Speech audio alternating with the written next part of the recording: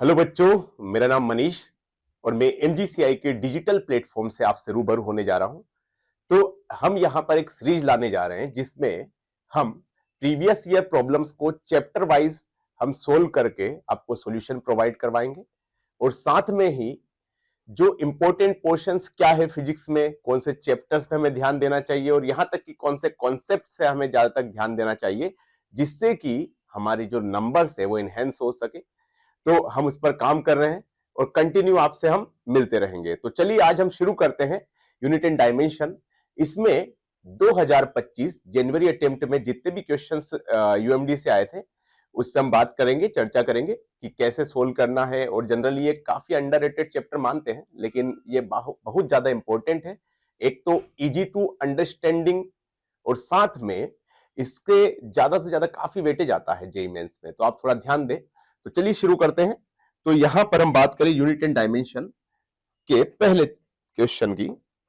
तो पहला क्वेश्चन क्या बोल रहा है यहां पे, if B is a magnetic field and mu naught is permeability of free space then dimension of B by mu naught. अब देखो हम क्या करते हैं जनरली, हम यहां पे इसको सोल्व कैसे करना है मैं आपको बताता हूं। तो सबसे पहले जैसे सपोज कीजिए यहां पे बेसिक सी बात बोली है कि जैसे हम बी बराबर हम जानते हैं B is equal to mu naught I divided by 2R। ये एक सर्कुलर लूप की वजह से मैग्नेटिक फील्ड होता है। तो अगर मैं इसको यहां पे नीचे लाऊं तो ये क्या होगा, B by mu naught is equal to कितना बचा अपना I बाई 2R। अब इसकी डायमेंशन निकालनी है अपने को B बाई म्यू नोड की, तो इसकी डायमेंशन क्या I बाई R के बराबर ही होगी। तो यहाँ पे हम जानते हैं करंट का क्या होता है एम्पियर, और R यहाँ पे रेडियस होती है और रेडियस का होता है, radius is also one kind of length. तो इसकी जो B बाई म्यू नोट की अगर हम डायमेंशन निकालें तो कितनी आ जाएगी भैया यहाँ पे AL, या इसको हम लिखें तो L माइनस 1A। तो कहीं पर ऐसा है तो वही राइट आंसर है। तो this one is the correct answer. देखो बिल्कुल बेसिक है और बहुत आसान है समझने में। ये चैप्टर बहुत इंटरेस्टिंग होता है एक्चुअली। तो चलिए आगे बढ़ते हैं। अगला problem, which one of the following is the correct dimensional formula for the capacitance in F। यहाँ पर बोल रहा है MLT and C is the stand unit mass length and time and finally charge। अब देखो बहुत ही सिंपल सा है। यहाँ पर क्या करना है, हम जानते हैं कि भैया यहाँ पे चार्ज जो होता है वो होता है C इंटू V। ठीक, हमें कैपेसिटेंस का निकालना है तो C इक्वल टू कितना आ जाएगा हमारा यहाँ पे Q बाई V। ऐसे ही V को हम जानते हैं कि इसे हम वर्क अपॉन चार्ज लिख सकते हैं। ठीक, तो हम यहाँ पे रख देते हैं तो ये कितना हो जाएगा हमारा C इज इक्वल टू, इसे Q1 बोल देते, कोई फर्क नहीं पड़ता। तो ये आ जाएगा आपका work Q divided by work upon charge. इस चार्ज को ऊपर ले जाएंगे, Q1 बोल देते हैं। तो यही कैपेसिटेंस है जिसका हमने निकालना है। तो चलिए भैया इसको ये F से रिप्रेजेंट कर रहा है तो हम F से रिप्रेजेंट कर देते हैं डायमेंशन फार्मूला। अच्छा, चार्ज को इसने क्या बोला है बेटो, चार्ज का यहाँ पे डायमेंशन फार्मूला C बोला है इसने, तो ये हो जाएगा C इंटू C। वर्क का क्या होता है, वर्क एनर्जी सभी जानते हैं ml2t minus 2। Work, energy, torque in सबके सेम डायमेंशन फार्मूले होते हैं। तो आपका जो फाइनली फार्मूला आना चाहिए, m की पावर 1 है, इसको ऊपर ले जाएंगे तो m की पावर माइनस 1, l को ऊपर ले जाएंगे तो l की पावर माइनस 2, t को ऊपर ले जाएंगे तो 8 t की पावर 2, और ये जो c स्क्वायर अपना, तो कहीं पर अगर ऐसा कहीं पे है तो वही राइट आंसर है। तो c square m minus 1 l minus 2 t2, तो यहीं पे इसका राइट आंसर आ जाएगा A। आसान है। तो इस तरह से हम डायमेंशन फार्मूला इजीली यहाँ पे निकाल सकते हैं। तो चलिए get ready for the next problem. अगला प्रॉब्लम अगला प्रॉब्लम बोल रहा है यहाँ पे कि xt is equal to a sin t plus b cos square t ct square plus d। ऐसा है तो हमें abc बाई d का डायमेंशन फार्मूला निकालना है। देखो सिंपल सा है, साइन की कोई डायमेंशन फार्मूला नहीं होता, ना ही कोस का होता है भैया, ये डायमेंशनलेस है। तो जो भी डिस्प्लेसमेंट का होगा वही ए का होगा और वही बी का होगा। तो चलिए ए का डायमेंशन फार्मूला क्या हो गया भैया एल, बी का भी डायमेंशन फार्मूला क्या हो गया एल। दिखने में ठीक है लेकिन ये बहुत आसान है। इसका कितना हो जाएगा सी टी स्क्वायर, और ये किसके डायमेंशन फार्मूले के बराबर होगा भैया, ये भी डिस्प्लेसमेंट एल। तो यहाँ पे सी का डायमेंशन फार्मूला अपना आ गया यहाँ पे एल टी माइनस 2। ऐसे ही डी की बात करें तो डी तो यहाँ पे इकलौता है, तो डी का डायमेंशन फार्मूला भी डिस्प्लेसमेंट के इक्वल होगा, मतलब एल। तो यहाँ पे डी का भी क्या हो जाएगा एल। अब देखो ये अपन जो है कॉन्सेप्ट ऑफ होमोजेनिटी में हम पढ़ते हैं कि किसी भी इक्वेशन के सारे टर्म्स जो होते हैं उनकी डायमेंशन और यूनिट सेम होती है, तो उसी पे हम बात कर रहे हैं यहाँ पे।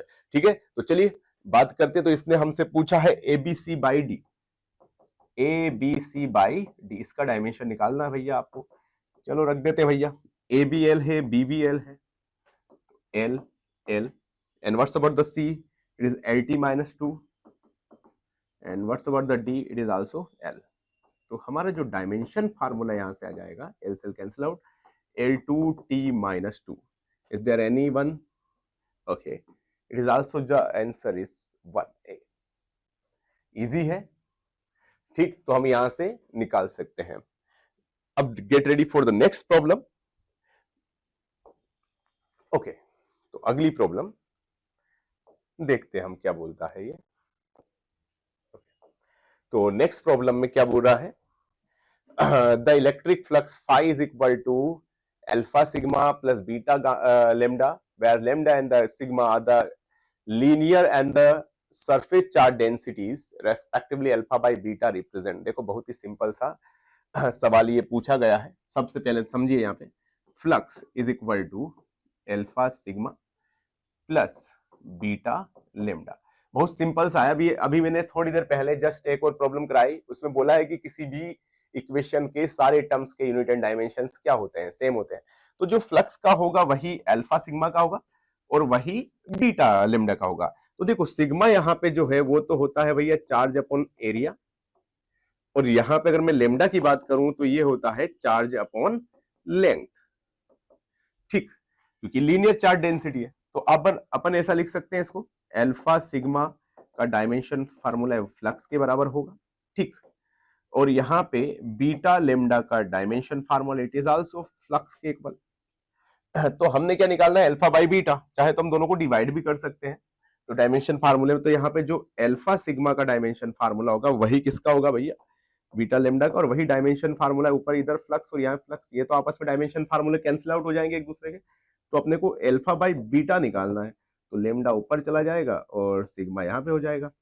चलिए निकालते हैं। तो अल्फा बाई बीटा में सबकी डायमेंशन निकाल रहा हूं ना कि ये वैल्यूज। तो लेमडा, लेमडा क्या लिख सकते हैं हम इसे, चार्ज अपॉन लेंथ, एंड इसे क्या लिख सकते हैं अपन, सिग्मा को चार्ज अपॉन एरिया, क्यू से क्यू भी कैंसिल, तो एरिया अपॉन लेंथ। तो एरिया का क्या होता है भैया, एल स्क्वायर, लेंथ का एल, तो यहाँ पे इसका डायमेंशन फार्मूला एल आ रहा है हमारा, अल्फा बाई बीटा। अब देखो लेंथ जो है वो डिस्प्लेसमेंट, डिस्टेंस, इन सब का जो है डायमेंशन फार्मूला एल होता है। तो यहाँ पे इलेक्ट्रिक फील्ड नहीं, एरिया बिल्कुल नहीं, चार्ज बिल्कुल नहीं, तो क्या आंसर आना चाहिए आपका, डिस्प्लेसमेंट। इजी है, it is also question of JEE mains January attempt 2025। चलिए then get ready for the next problem.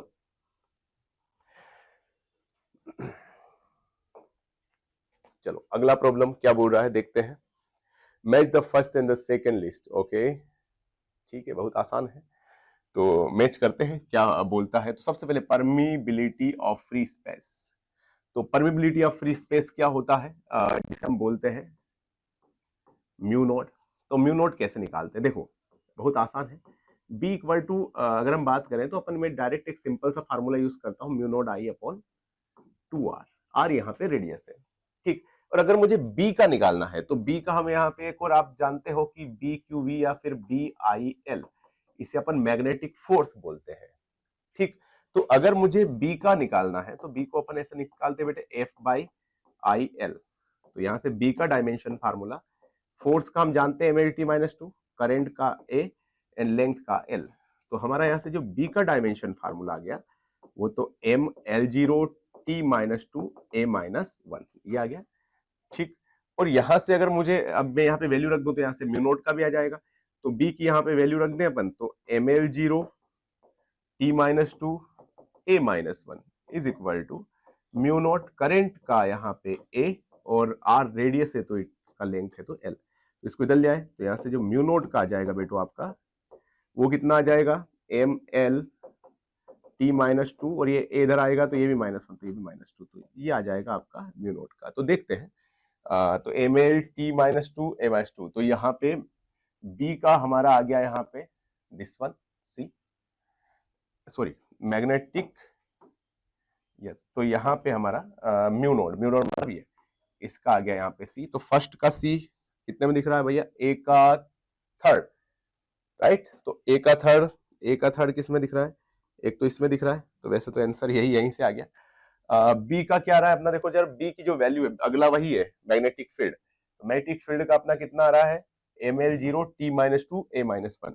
तो ml0 t-2 l-1। तो कहां पर लिखा हुआ है यहाँ पे मैग्नेटिक फील्ड का? अगर हम बात करें मैग्नेटिक मोमेंट का ही देख लेते हैं, तो ये आता है NIA, current ampere into L square. तो इसका भी देखो डायरेक्ट यहाँ पे सी का डी आ गया। ये टोर्सनल कांस्टेंट, ये तो एनर्जी होता ही है, तो इसका ये आ गया।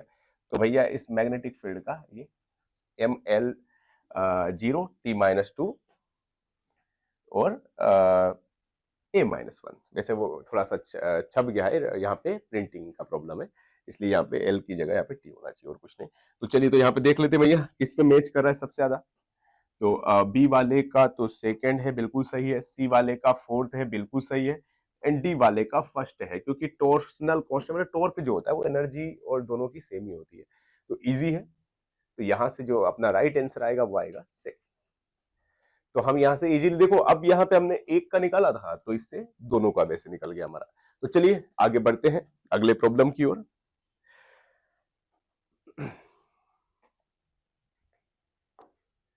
ओके, नेक्स्ट प्रॉब्लम बोल रहा है, in a measurement it is asked that the modulus of elasticity per unit torque applied to the system is the measured quantity m की power a, l की power b and t की power c. b is equal to -3, value of c is okay.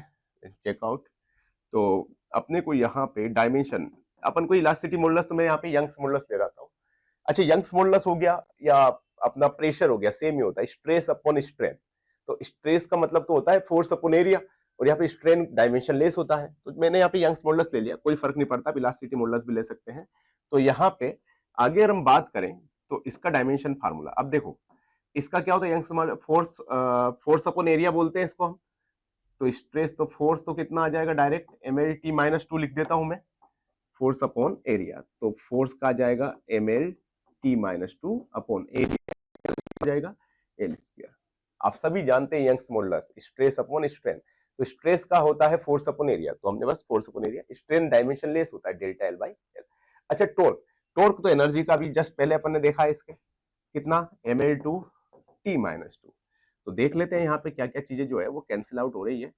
m से m cancel, ठीक, और ये L square यहाँ पे ऊपर जाएगा, तो कितना हो जाएगा, l की पावर 4, एक l से l कैंसिल, ये l नीचे तो l क्यूब, तो यहाँ पे m0 l-3 एंड t-2, ये भी आपस में कैंसिल आउट हो गया, t की पावर 0। तो यहाँ पे c की वैल्यू, अब ये बोल रहा है कि इसकी जो वैल्यू है वो ऐसा है MA/LB एंड TC। तो मिलान कर लेते हैं अपन, तो A भी 0, B की वैल्यू -3 एंड C की वैल्यू भी 0। तो आपका आंसर क्या आना चाहिए यहाँ पे, एक 0। ठीक, सिंपल है। आगे हम बात करते हैं नेक्स्ट, क्योंकि अब देखो टॉर्क का एनर्जी के जैसा इसलिए होता है क्योंकि इसका मतलब ही होता है force into perpendicular distance. In general हम पढ़ते हैं तो याद, ये perpendicular distance the metre and the force is newton, newton to metre is known as joule. खैर, तो आगे बढ़ते हैं।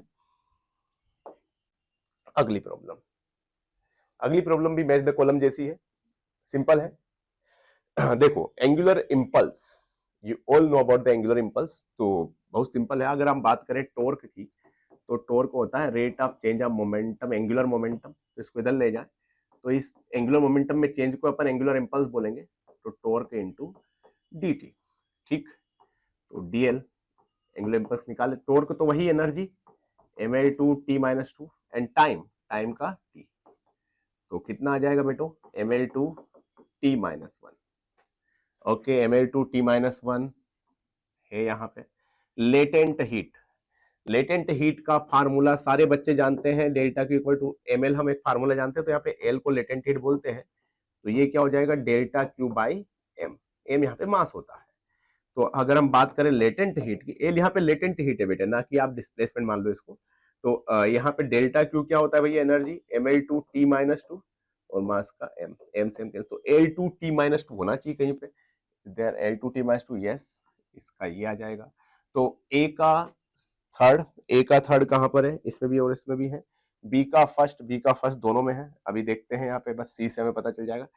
इलेक्ट्रिकल रजिस्टिविटी, अब देखो यहाँ पे इलेक्ट्रोमोटिव फोर्स भी है, तो हमें अगर मान लो इस तरह से रजिस्टिविटी में ज्यादा टाइम लगे तो हम ऐसी चीज चूज करेंगे जिसमें आपको कम टाइम। तो इलेक्ट्रोमोटिव फोर्स जो होता है वो जिसे हम ईएमएफ बोलते हैं, EMF is one kind of voltage, ऐसा बोल सकते हैं। और ये क्या होता है, वर्क डन अपॉन चार्ज। अब ये निकाला है अपन ने, वर्क डन का क्या होता है ml2t-2, और चार्ज का कितना होता है बेटो at, तो ml2t-3 a-1, तो कहीं पर है क्या ऐसा a-1, सॉरी, तो यहाँ पे कम ऑन, चलो यहाँ पे लिख देते हैं ml2t-3 a-1, तो ऐसा कहीं पे देखते हैं ml2t-3, और ये वाला भी पक्के से होगा, तो इसका ml2t-3 a-1, तो इसका आ गया हमारा डी वाले का आया है भैया सेकंड। तो डी वाले का सेकंड किस में आ रहा है, इस वाले में, तो आपका जो आंसर होना चाहिए वो कौन सा आना चाहिए भैया, ये सी वाले का डेफिनेटली फोर्थ ही आ जाएगा। चाहे तो आप निकाल सकते हैं इलेक्ट्रिकल रेजिस्टिविटी, है ना, रेजिस्टेंस का एक फार्मूला है सिंपल सा, R equal to rho L upon A, ठीक, और यहाँ पे रेजिस्टेंस को हम चाहे तो V अपॉन आई भी लिख सकते हैं, तो रो एल अपॉन ए यहाँ से आ जाएगा। वोल्टेज आप जानते हैं, वही work done upon charge, current आप जानते हैं, तो यहाँ से आप निकाल सकते हैं इजी, ठीक। तो ये सिंपल से है। अब बढ़ते अपन आगे नेक्स्ट प्रॉब्लम की ओर। तो अगला प्रॉब्लम आई थिंक सो कि आपको सब समझ में आ रहा होगा, ये बिल्कुल बेसिक है, और ये चैप्टर बिल्कुल अच्छे से करके जाना है। इसमें यूनिट निकालना, डायमेंशंस निकालना, है ना, प्रिंसिपल ऑफ होमोजेनिटी हो गया हमारा, और साथ में वर्नियर कैलिपर्स, स्क्रू गेज भी थोड़ा बहुत देख लीजिएगा। और इधर हम बात करें एरर्स, तो एरर से भी आते हैं प्रॉब्लम्स, तो आप एरर्स भी अपने को देखना है। तो खैर अभी हम बात सिर्फ यूनिट एंड डायमेंशन की कर रहे हैं, इसमें एरर्स जो है वो अपन अगले इसमें पढ़ेंगे, ठीक। तो अब यहाँ पर क्या बोल रहा है ये, the expansion given below the variation of the velocity v is equal to at square plus bt plus c by c plus t, the dimension of abc, okay। यहाँ पे वेलोसिटी दे रखा है बेटो अपने को a t स्क्वायर, समझना बहुत easy है ये, bt upon c plus T, बहुत सिंपल है। देखो अब क्या करते हैं बच्चे, इसमें बड़े कंफ्यूज हो जाते हैं, लेकिन याद रखना ये अच्छा, एक इक्वेशन, इसमें कितने नंबर ऑफ टर्म्स है यहाँ पे, 3 टर्म्स, लेकिन ये अपने आप में एक अलग इक्वेशन है, ठीक। तो अब देखो ये भी एक इक्वेशन है, तो जो सी का होगा वही क्या होगा, टी का, क्योंकि किसी भी इक्वेशन के सारे टर्म्स का डायमेंशन सेम होता है, तो सी का 1 सी मान लेते हैं, और यहाँ पे इसका टाइम का, ठीक।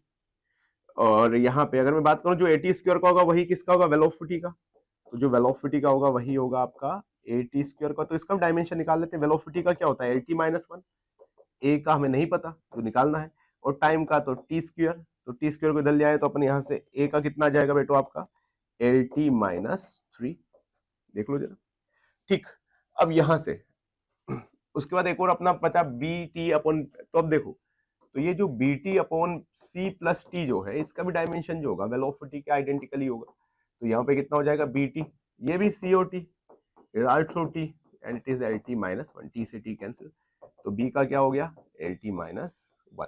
तो get ready for the finding out dimension formula of ABC. ABC का देखते हैं अपन, तो ए कितना आया बेटो, ए आया आपका LT-3, बी कितना आया बेटो, बी आया आपका LT-1, and what's about the C, C आया आपका टी, तो आपका आंसर आना चाहिए बेटो यहाँ से L2, एंड ये तो आपस में कैंसिल आउट, T-3, तो L2T-3, anyone, yes, that one is the right answer. Easy है, तो बहुत सिंपल है, इसमें अपने को ज्यादा टाइम भी कंज्यूम नहीं होता, बहुत हम इजी वे में सोल्व कर सकते हैं इस पे बेस्ड जो भी प्रॉब्लम्स है। तो चलिए get ready for the next one.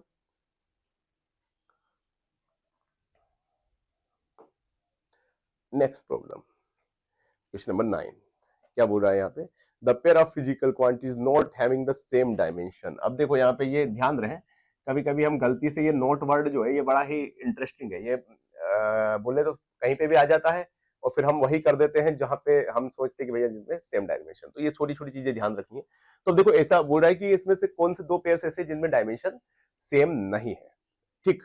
तो अब देखो यहाँ पे पहला बोल रहा है बेटे प्रेशर और Young's modulus. Of course pressure जो होता है वो भी फोर्स अपॉन एरिया होता है, और यंग्स मॉडुलस होता है वो होता है स्ट्रेस अपॉन स्ट्रेन। अब स्ट्रेन डायमेंशन लेस होता है, लेकिन स्ट्रेस का डायमेंशन फार्मूला प्रेशर के आइडेंटिकल ही होता है। तो अब देखो प्रेशर का तो क्या होता है फोर्स अपॉन एरिया, और यंग्स मॉडुलस की बात करें तो ये तो होता है force upon area upon delta L by L. अब इसकी तो कोई डायमेंशन नहीं होती, तो जो इसकी डायमेंशन होगी वही इसकी होगी और वही डायमेंशन इनकी है। तो ये तो भैया मतलब इनका है सरफेस टेंशन एंड इंपल्स। अब देखो सरफेस टेंशन को मैं एस बोल देता हूँ, ये होता है फोर्स पर यूनिट लेंथ। ठीक, तो surface tension S is equal to F upon L, तो it is M L T minus two upon length L. तो इफेक्टिव लेंथ में जो फोर्स लगाता है लिक्विड सरफेस, उसी को बोलते हैं अपन लोग सरफेस टेंशन। खैर अब यहां से अब बात करें अपन तो एम टी माइनस आगे इसका, और दूसरा इंपल्स होता है चेंज इन मोमेंटम बेटे M V final minus V initial जो भी है। तो यहाँ पे मास का तो किलोग्राम, या किलोग्राम की जगह अपन इसको जो मास की बात करें तो मास हम जानते हैं एम, और इसका कितना आ जाएगा भैया एल टी माइनस वन। तो इंपल्स का हो गया। अब दोनों में कोई समानता नहीं है, मतलब नोट पूछा है तो अपना राइट आंसर जो है वो दिया गया। टॉर्क एनर्जी आप जानते हो सेम ही होता है, angular momentum and Planck constant. अब ये बड़ा ही इंटरेस्टिंग, आप जानते हो एम वी आर इसे बोलते हैं हम एंगुलर मोमेंटम, और प्लैंक कांस्टेंट क्यों, एन एच बाई टू पाई के बराबर होता है। तो यहाँ पे जो प्लैंक कांस्टेंट होता है वही एंगुलर मोमेंटम की डायमेंशन अपने पास रखता है। ठीक, तो इसका आंसर है सेकेंड बी। ओके, चलिए आगे बढ़ते हैं। ये भी सिंपल सा सवाल था कि कौन से में डायमेंशन फार्मूले सेम नहीं है। चलिए आगे बढ़ते हैं, अगला प्रॉब्लम। यहाँ पे भी देखो लिस्ट वाला, आगे बड़े लिस्ट वाले सवाल बड़े आते हैं। तो चलिए देखते हैं यहाँ पे यंग्स मॉडुलस बोल रहा है, पहले तो वही Young's modulus elasticity modulus. You already know Young's modulus stress upon strain, force upon area, delta L upon L. इनका तो कोई डायमेंशन फार्मूला है नहीं, एल से एल कट जाएंगे। फोर्स का M L T minus two upon area का L square, और ये एल से एल कैंसिल आउट करें क्योंकि ये चेंज इन लेंथ और ये लेंथ है बेटे। तो यहाँ से आपका आ गया M L minus one T minus two. तो यंग्स मॉडुलस आ गया आपका M L minus one T minus two. बिल्कुल सिंपल है, तो यहाँ पे कहीं पे है M L minus one T minus two, yes. तो फर्स्ट का ए का आ गया आपका सेकेंड। तो ए का सेकेंड किन में दे रखा है भैया, तीन है, नहीं दो है, या तो ये होगा या फिर ये होगा। बी का देखो फोर्थ है, फर्स्ट है, तो बी में चेंज करते हैं। तो टॉर्क का तो आप जानते हो एनर्जी के जैसे होता है, कहाँ गया एम एल टू, तो इसका आ गया ये। तो जिसका फोर्थ है भैया, तो आपका आंसर तो आ गया यहीं से सी। इनका भी देख लेते हैं, सी क्या है, कोफिशिएंट ऑफ विस्कोसिटी। आप चाहे तो कोफिशिएंट ऑफ विस्कोसिटी का यहाँ से आप जानते हो कि जो फोर्स विस्कस फोर्स होता है इसे अपन 6 पाई आर ईटा वी भी लिखते हैं, जिसे हम you already know what is the name of this formula, Stokes law. ठीक, तो वहां से अपन निकाल सकते हैं। Next one is gravitational constant. You already know about the force is equal to G m1 m2 divided by R square, यहाँ से भी हम निकाल सकते हैं। फिर आपका आंसर यहाँ से दो से आएगा, तो यहाँ से बस जी का वैल्यू निकाल सकते हैं आप, फोर्स मास का रख दो, लेंथ का रख दो। ऐसे यहाँ पे ईटा का निकालना है तो भी निकाल सकते हैं, फोर्स रेडियस और वेलोसिटी का बस डायमेंशन फार्मूला रखना है, तो इजी है। तो यहाँ पे क्या आ गया इसका आंसर बेटो हमारा सी। ठीक, और ऐसे एग्जाम में भी ऐसा ही करना है, नहीं तो आप बोले कि भैया मैं चारों को सोल्व करूँ, ऐसा जरूर नहीं है। और आपको दो से भी अगर ऐसा लगता है, पहले आप मैच कर लो कि जैसे मान लो कि पहले में भैया डिफरेंस आ रहा है, फिर अपन दूसरा देखो और दूसरे में सेम रहते तो हम फिर किसके लिए जाते हैं, सी के लिए। तो इससे आपका जो टाइम कंजप्शन है वो कम होगा। ठीक, चलिए तो बात करते हैं अपन आगे नेक्स्ट प्रॉब्लम की।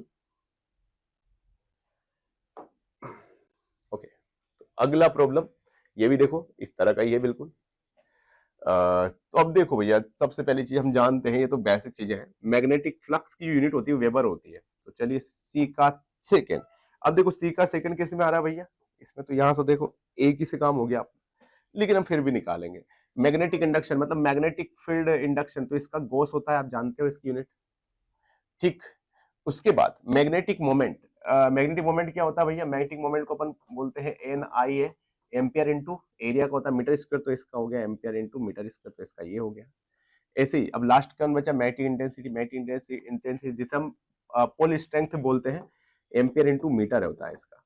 You already know small M, जब आपने मैग्नेटिज्म इन मैटर पढ़ा होगा तो पढ़ा होगा। ठीक, तो यहां से तो आपका आंसर आ गया। तो बहुत सिंपल है। तो ऐसे ही यहाँ पर देखिए जरा, यूनिट एंड डायमेंशन और एरर्स वगैरह छोटा सा पार्ट है फिजिक्स का, तो इसको आप जरूर कंसीडर करें अपनी प्रीवियस आने वाले नेक्स्ट एग्जाम के लिए। तो चलिए मिलते हैं आपसे अगले वीडियो में, तब तक के लिए अपना ख्याल रखिएगा। Thank you so much.